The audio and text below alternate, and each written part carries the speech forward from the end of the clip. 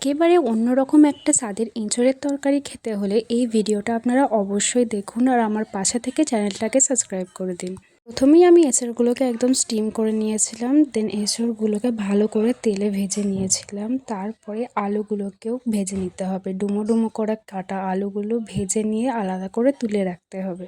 অবশ্যই ভাজার সময় নুনটা দেবেন, কারণ নুনটা দিলে এতে আগে থেকেই নুনটা ভিতরে ঢুকে যায়। এঁচোড় আর আলুটাকে ভালো করে ভেজে তুলে রেখে তারপরে আমরা যে ফোড়নটা দেব, গোটা গরম মশলা, শুকনো লঙ্কা, তেজপাতা, পাঁচফোড়ন আর সাথে দারচিনি আর এলাচ দিয়ে তার উপরে আদা রসুনের পেস্টটা দিয়ে বেশ কিছুক্ষণ কষিয়ে নেওয়ার পরে আমরা দিয়ে দেব ওই যে টমেটো আর পেঁয়াজের পেস্টটা।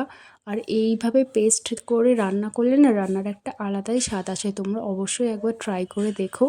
তারপরে আমরা এটা আস্তে আস্তে কষাবো, সাথে একটু নুনও দিয়ে দেবো। কাশ্মীরি লঙ্কার গুঁড়ো, হলুদের গুঁড়ো, জিরের গুঁড়ো আর ধনের গুঁড়ো দিয়ে মশলাটাকে ভালো করে আমরা বেশ কিছুক্ষণ কষিয়ে নেব। কষিয়ে নেওয়ার পরে আমরা দিয়ে দেব অল্প করে টক দই।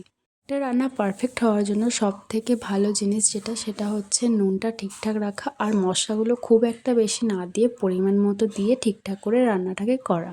এইভাবে বেশ কিছুক্ষণ কষিয়ে নেওয়ার পর অল্প একটু জল দিয়ে আগে থেকে ভেজে রাখা এঁচোড় আর ডুমো করে কাটা ওই যে আলু ভাজাগুলো ওগুলো আমরা দিয়ে দেবো। এইভাবে এই মশলার সাথে এঁচোড় আর আলুটা বেশ কিছুক্ষণ ধরে আমরা কষিয়ে নেব। তারপরে আমরা দিয়ে দেবো একটু গরম জল, মানে যতটা পরিমাণ জল তোমার এই রান্নাটার জন্য দরকার তুমি অবশ্যই ততটাই দিও, তার বেশি দেওয়ার কোনো দরকার নেই।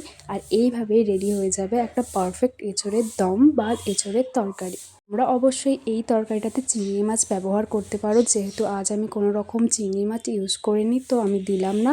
তো নেক্সট ভিডিও দেখার জন্য অবশ্যই চ্যানেলটা সাবস্ক্রাইব করে রেখো।